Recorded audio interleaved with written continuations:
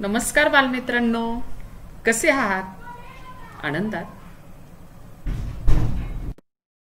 शिक्षकांची आणि तुमची भेट होणं अशक्य प्राय आहे. होईल लवकर. सध्या जगभरामध्ये कोरोनाचं संकट आलेलं आहे. संकट म्हटलं की एक समस्या, पण समस्येवरती उपाय असतात. उपाय शोधायचे, मार्ग काढायचा आणि पुढे जायचं. सर्वप्रथम आपलं स्वागत. आज मी मराठीचा पाठ क्रमांक 2 इयत्ता 8वी मधील हा मराठीचा पाठ आहे. पाठाचे नाव आहे माझ्या देशावर माझे प्रेम आहे. नाही म्हणजे पाठाचं नाव ऐकल्यानंतर सुद्धा आपल्या मनामध्ये एक स्फूर्ती निर्माण होते. मी या देशाचा एक नागरिक आहे. या देशाने मला एक ओळख दिलेली आहे. एक अस्तित्व दिलेलं आहे. या पाठाचे जे लेखक आहेत, ते आहेत यदुनाथ थत्ते. थोडं लेखकांविषयी. यदुनाथ थत्ते एक स्वातंत्र्य सैनिक आहेत. खरा तो एकची धर्म ही प्रार्थना ज्यांनी लिहिली, कोणी लिहिली? साने गुरुजींनी. त्यांचे शिष्य होते. एक नामवंत लेखक होते. त्यांनी अनेक प्रकारच्या कथा, कादंबऱ्या, लेख, निबंध, बालसाहित्य असं विपुल त्यांचं लेखन आहे. याचबरोबर साधना नावाचं एक साप्ताहिक जे आहे, या साप्ताहिकाचे 32 वर्ष ते संपादक होते. आपल्या शालेय पाठ्यपुस्तकामध्ये प्रत्येक विषयाच्या पाठ्यपुस्तकामध्ये एक सुरुवातीलाच प्रतिज्ञा असते. ती छापलेली असते, ती वाचतो. परिपाठामध्ये सुद्धा आपण ती घेत असतो. आणि याच प्रतिज्ञेचा संपूर्ण अर्थ समजावून सांगणारी एक छोटीशी पुस्तिका प्रभावीपणे लिहिण्याचा प्रयत्न आजच्या पाठाचे जे लेखक आहेत, यदुनाथ थत्ते यांनी केलेला आहे. आणि याच पाठ्यपुस्तकातील या पुस्तिकेतला काही भाग तुमच्या पाठ्यक्रमांक जो 2 आहे, या पाठामध्ये देण्याचा प्रयत्न त्यांनी केलेला आहे. चला तर मग आपणही प्रतिज्ञा म्हणजे नेमकं काय? आपल्या देशावर प्रेम म्हणजे नेमकं काय? याचा सुंदर असा सारांश जो भारावून टाकेल, जो मनाला आनंद देईल, तो आपल्याला अभ्यासायचा आहे. एकदा काय झालं, लेखक एका शाळेत गेले आणि शाळेमध्ये ज्यावेळेस ते गेले, त्यावेळेला शाळेचा परिपाठ चालू होता. मुलं प्रतिज्ञा म्हणत होते. प्रतिज्ञा मोठ्याने म्हणत होते. लेखकांना ती प्रतिज्ञा ऐकल्यानंतर खूप असा आनंद झाला. मग मुलांकडे गेलेत लेखक आणि मुलांना एक प्रश्न विचारला. कोणता प्रश्न विचारला माहिती? तुम्ही देशावर प्रेम करता म्हणजे नेमकं काय करता हो? आता मुलं थोडंसं आश्चर्याने लेखकांकडे बघायला लागली. का बघायला लागली? का आश्चर्य वाटलं? की असा प्रश्न जो लेखकांनी त्यांना विचारलेला होता, असा प्रश्न आजपर्यंत मुलांना कोणीच विचारलेला नव्हता. तर माझे माझ्या देशावर प्रेम आहे, असा प्रश्नच त्यांना उपस्थित झालेला नव्हता, म्हणून थोडंसं मुलांना आश्चर्य वाटलं. याआधी मी एक सांगू इच्छिते, की शालेय पाठ्यपुस्तकामध्ये जी प्रतिज्ञा असते, आपण सर्वच ती प्रतिज्ञा म्हणत असतो, वाचत असतो. पण कधी आपण प्रतिज्ञा या शब्दाचा नेमका अर्थ काय आहे, हा कधी जाणून घेतला का? नाही. विद्यार्थी मित्रांनो, प्रतिज्ञा या शब्दाचे 2 अर्थ आहेत. प्रत्येक विद्यार्थ्याचं, प्रत्येक व्यक्तीचं एक ध्येय असतं. ते ध्येय प्राप्त करण्यासाठी पराकोटीचा तो कष्ट उपसत असतो, श्रम करत असतो. यासाठी त्याने एक प्रतिज्ञा घेतलेली असते आणि त्या प्रतिज्ञेचे मी नेमके 2 अर्थ सांगणार आहे, की प्रतिज्ञा म्हणजे घोर असा केलेला एक निर्धार, एक निश्चय आणि प्रतिज्ञा म्हणजे दुसरा अर्थ आहे शपथ. विसरायचं नाही. प्रतिज्ञेचे 2 अर्थ आहेत. पहिला अर्थ म्हणजे निर्धार आणि दुसरा अर्थ म्हणजे शपथ. आपण पुन्हा पाठाकडे येतो आहोत. मुलांना आश्चर्य वाटलं, "अरे, असा प्रश्न आम्हाला आजपर्यंत कोणी विचारलेला नाही." म्हणून ते थोडंसं लेखकांकडे बघायला लागली. दुसरा प्रश्न त्यांनी विचारला, "तुमची आई तुमच्यावर प्रेम करते?" प्रश्नचिन्ह आहे. तुमची आई तुमच्यावर प्रेम करते? प्रत्येक आईचं आपल्या मुलावर प्रेम असतं. कारण ती आई असते. मुलं म्हणाली, "हो, हो, असतं तर. प्रत्येक आई आपल्या मुलावरती प्रेम करतच असते." बरं म्हणे, प्रेम करते म्हणजे नेमकं काय करते? हा प्रश्न पुन्हा लेखकांनी विचारला. मुलं म्हणाली, की "आई आमचं पालन-पोषण करते. आई आम्हाला लहानाचं मोठं करते, वाढवते." मग देशावर प्रेम करायचे तुम्हाला जर देशावर प्रेम करायचं असेल, तर त्यासाठी तुम्ही काय करणार? हं? ज्या पद्धतीने आई आपल्या मुलांवर प्रेम करते, म्हणजे आई आपल्या मुलांचं पालन-पोषण करते. मुलांना संस्कार देते, मुलांना लहानाचं मोठं करते. तसं तुम्ही तुमच्या देशावरती प्रेम कराल म्हणजे देशासाठी नेमकं काय करणार?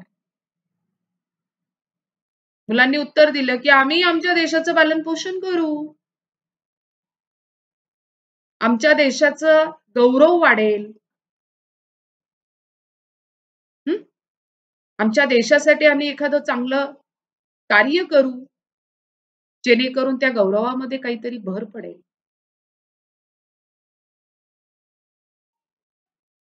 मग दुसरा पुढचा प्रश्न लगेच तयारच होता लेखकांचा. हां, ठीक आहे म्हणे देशावर प्रेम करणार यासाठी तुम्ही देशाचं सुद्धा त्या ठिकाणी पालन-पोषण करणार, देशाचा गौरव वाढेल अशी काहीतरी कृती तुमच्या हातून त्या ठिकाणी होईल यासाठी तुम्ही प्रयत्न करणार. पण याआधी मला सांगा, देश म्हणजे नेमकं काय? देश म्हणजे नेमकं काय? देश म्हणजे देशातले लोक. हं. लेखक म्हणाले, की देशातले लोक म्हणजे देश का? बरं. मग या देशातल्या सर्व लोकांवरती प्रेम करणं सोपं आहे का म्हणे? एवढ्या लोकांवरती प्रेम करायचं, नाही का? हं? अहो, देशावर प्रेम करणं एक वेळेस सोपं, पण देशातल्या सर्व लोकांवरती प्रेम करणं थोडं अवघड गोष्ट आहे. होय ना?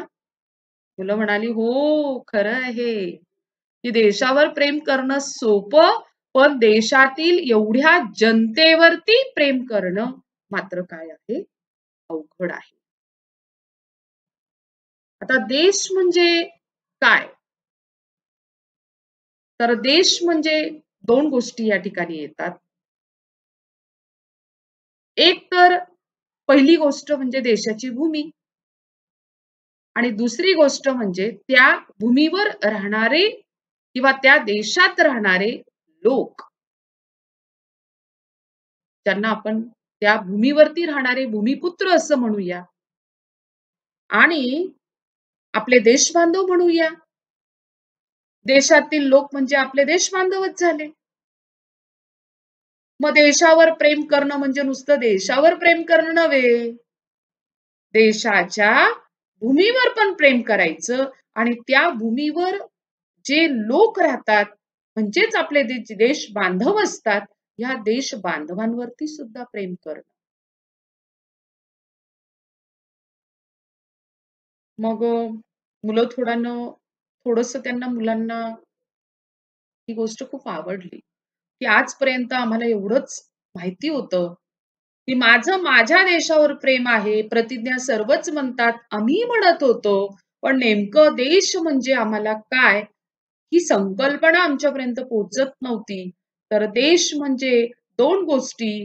देश म्हणजे आपली भूमी, भारताची भूमी आणि त्या भूमीवरती राहणारे जी लोक आहेत, ते म्हणजे आपले देश बांधव. या दोन्हीही गोष्टींवरती प्रेम करणं म्हणजे आपल्या देशावरती प्रेम करणं.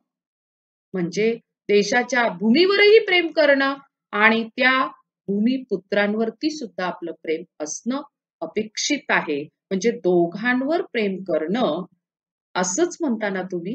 हो, दोघांवर प्रेम करणं. भूमीवर प्रेम करणं आणि त्या भूमीवर असणाऱ्या भूमिपुत्रांवरती सुद्धा प्रेम करणं. तर मुलांच्या मनामध्ये अनेक प्रश्न असतात आणि ही प्रश्न न संपणारी असतात. आणि जोपर्यंत या प्रश्नांना उत्तर मिळत नाहीत, तोपर्यंत मुलं स्वस्थ बसत नाहीत. त्यातला एक विद्यार्थी उठला आणि त्याने विचारलं, "पण आपल्या देशामध्ये क्रांतिकारक होऊन गेले, भगतसिंग, राजगुरू, कुर्बान हुसेन. आम्ही इतिहासात ऐकलंय की हे फासावर गेले होते. कोणासाठी गेले होते? देशासाठी गेले होते. आपल्या प्राणाची आहुती कोणासाठी दिली तर देशासाठी दिली. मग यांचं खरं-खुरं प्रेम होतं ना म्हणे आपल्या देशावरती. हं? लेखक म्हणाले, "हो, या लोकांनी आपल्या देशासाठी आपल्या प्राणाची आहुती दिली, हसत-हसत फासावरती गेले, म्हणजे यांचं आपल्या देशावरती खरं-खुरं प्रेम होतं." म्हणे आम्हीही भारताचेच भूमिपुत्र आहोत. आम्हाला सुद्धा खरं-खुरं आपल्या देशावरती प्रेम करायचं असेल, तर काय करावं लागेल? लेखक म्हणाले, ज्या वेळेला भगतसिंग, राजगुरू सारखे क्रांतिकारक फासावर चढलेत, प्राणाची आहुती दिली, बलिदान दिलं, त्यावेळेला आपल्या देशाला स्वातंत्र्य मिळालेलं नव्हतं. म्हणजे देश हा गुलामगिरीत होता. देशाला स्वातंत्र्य मिळवायचं होतं.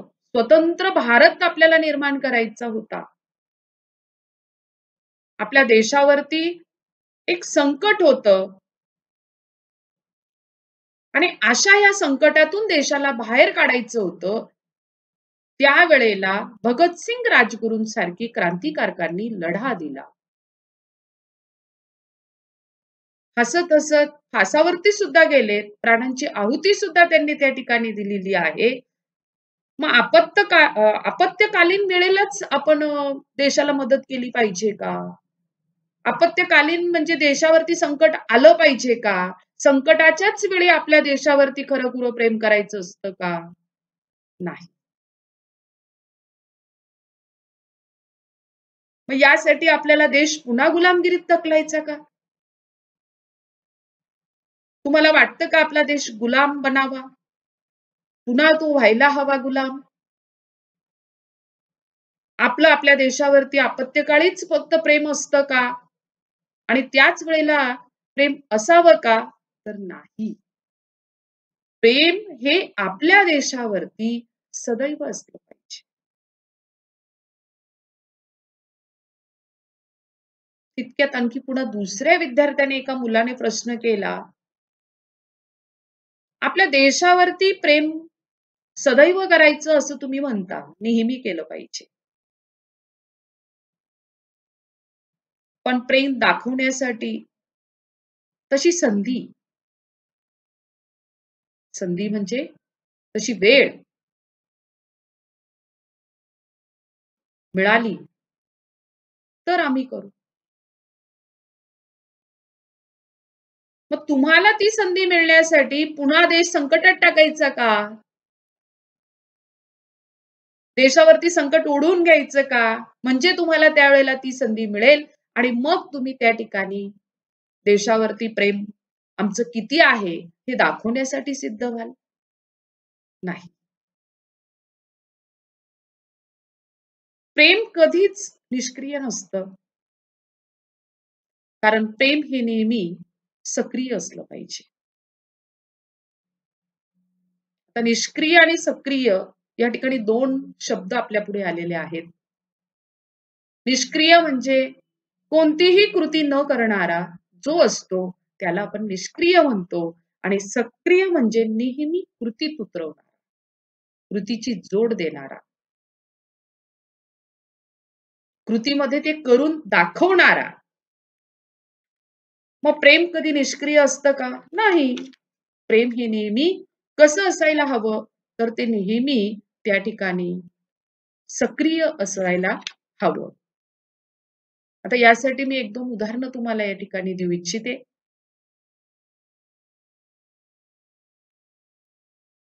की देशाचा विकास करायचा.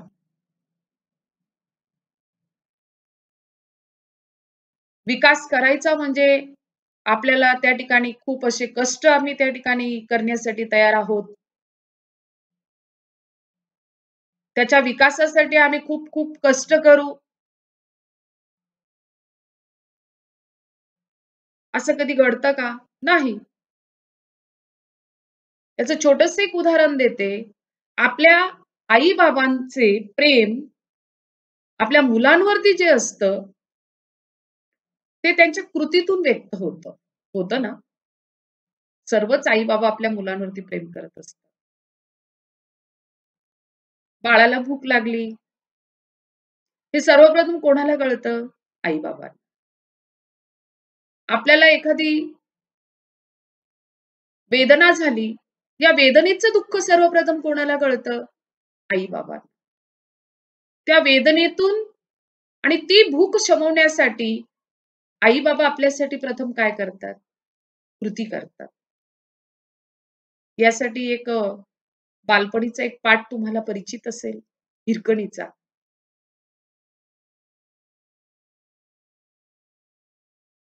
आपली आपलं जे बाळ आहे, ते रात्रभर भुकेने व्याकुळ होईल.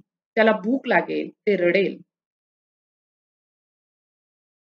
या साध्या कल्पनेने सुद्धा हिरकणीचा जीव कासावीस झालेला होता.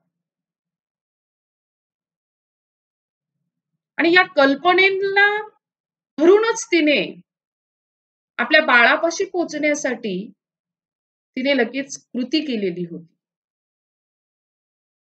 आता बाळ हा भुकेने व्याकुळ होऊन कासावीस होईल, ही कल्पना हिरकणीला जी झालेली आहे, ही एका आईचं बाळावर असणारं प्रेम. पण नुसतं प्रेम तिने व्यक्त नाही केलं, तर आपल्या बाळापाशी पोहोचण्यासाठी तिने जी कृती केली, म्हणजे ती आपल्या बाळाला प्रेम देण्यासाठी कृतीतून असेल, म्हणजे रायगडाचा जो काही पायथा होता, तो तिने कसा गाठला, यासाठी तिने किती कष्ट घेतले, तिने कशी कृती केली, म्हणजे प्रेम हे फक्त प्रेम नसतं, तर प्रेम हे नेहमी निष्क्रिय न राहता ते सक्रिय असलं पाहिजे. मनात प्रेम असेल, तर ते पटकन आपण आपल्या कृतीमध्ये सुद्धा त्या ठिकाणी उतरवलं पाहिजे आणि म्हणूनच म्हटलं जातं, की प्रेम हे कधीही निष्क्रिय नसतं. आता ह्या छोट्याशा उतार्यामध्ये इयत्ता 10वीच्या बोर्डाच्या मराठीच्या प्रश्नपत्रिकेमध्ये ज्या पद्धतीने कृतीपत्रिका सादर करावी लागते, त्याच पद्धतीने इयत्ता 8वीच्या पाठ्यपुस्तकामध्ये सुद्धा कृतीपत्रिका दिलेल्या आहेत. आणि ह्या कृतीपत्रिका सोडवताना प्रथमतः विद्यार्थ्यांना त्या उतार्याचं आकलन होणं अतिशय गरजेचं आहे. आकलन झालं तरच ते विद्यार्थी त्या ठिकाणी अतिशय अचूक पद्धतीने त्या कृतीपत्रिकेचे उत्तर लिहू शकतात. आता ह्या उतार्याला धरून काही कृतीपत्रिका तुमच्याही पाठ्यपुस्तकाच्या पाठीमागे दिलेले आहेत. कल्पक प्रकारचे विपुल असे प्रश्न तुमच्या स्वाध्याय पुस्तिकेमध्ये विचारलेले आहेत. व्याकरणावरती अधिकाधिक भर त्यांनी इयत्ता 8वीच्या मराठीच्या पाठ्यपुस्तकामध्ये देण्याचा प्रयत्न केलेला आहे. उपयोजित लेखन सुद्धा त्यांनी या ठिकाणी देण्याचा प्रयत्न केलेला आहे. आणि जेही गद्य आणि पद्य जे पाठ्यपुस्तकामध्ये तुम्हाला दिलेले आहेत, हे बोर्डाच्या कृतीपत्रिकेच्या आधारे अपेक्षित कृती आणि अचूक समर्पक उत्तर यांचा समावेश सुद्धा त्यांनी या ठिकाणी दिलेला आहे. बघा उदाहरणार्थ पहिली कृतीपत्रिकेमध्ये त्यांनी विचारलेला आहे विद्यार्थ्यांना की प्रतिज्ञा या शब्दाचे नेमके 2 अर्थ काय? 2च अर्थ विचारलेले आहेत. 2 चौकटी केलेल्या आहेत आणि त्या 2 चौकटींमध्ये तुम्हाला प्रतिज्ञा या शब्दाचे 2 अर्थ त्या ठिकाणी लिहिणं अपेक्षित आहेत फक्त शब्दांमध्ये. मग आपण त्या 2 चौकटींमध्ये अचूक 2 शब्द टाकणार आहोत की प्रतिज्ञेचा पहिला अर्थ होतो पहिल्या चौकटीत आपण भरणार आहोत शपथ आणि दुसऱ्या चौकटीमध्ये भरणार आहोत निर्धार किंवा निश्चयी.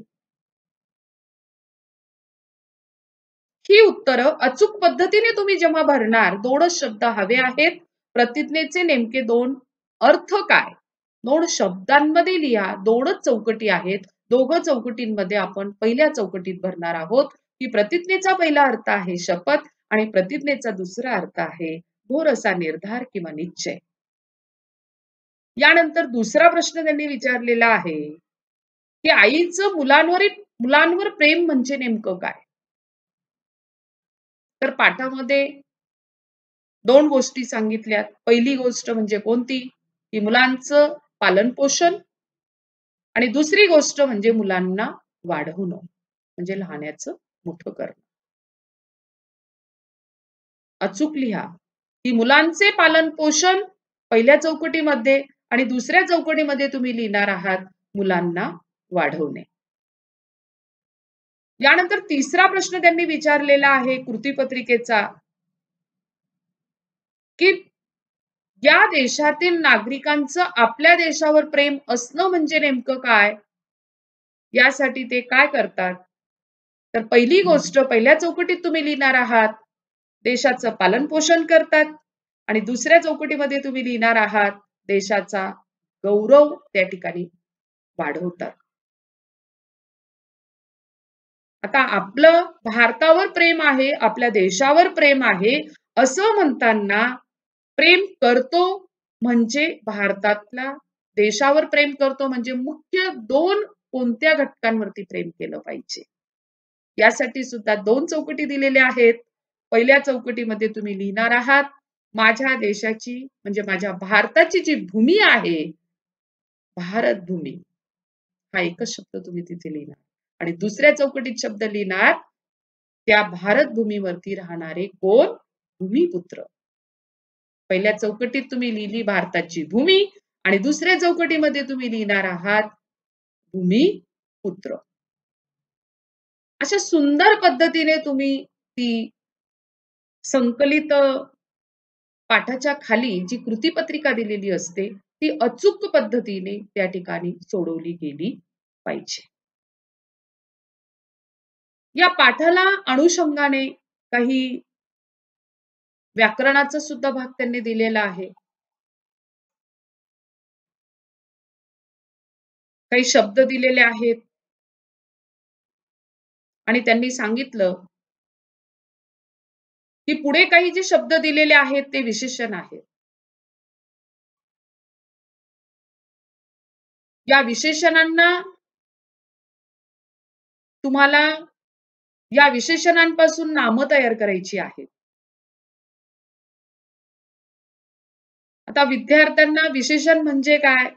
इयत्ता 5वी, 6वी, 7वी मध्ये आपण शिकलेलो आहोत, की शब्दाच्या जाती किती असतात? 8. नाम, सर्वनाम, विशेषण, क्रियापद. क्रियाविशेषण, शब्दयोगी अव्यय, उभयान्वी अव्यय आणि केवळ प्रयोगी अव्यय. पहिले 4 बघा. नाम, सर्वनाम, विशेषण आणि क्रियापद. मग आता त्यांनी पहिला शब्द दिलेला आहे शांत. शांत काय आहे? विशेषण. दुसरा शब्द दिलेला आहे फोल. तिसरा शब्द दिलेला आहे संवर्धक. आणि चौथा शब्द दिलेला आहे उपासक.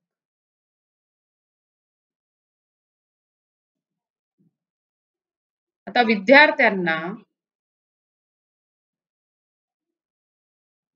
या विशेषणांपासून तयार होणारी नामं लिहायची आहेत. मग तुम्ही काय करणार?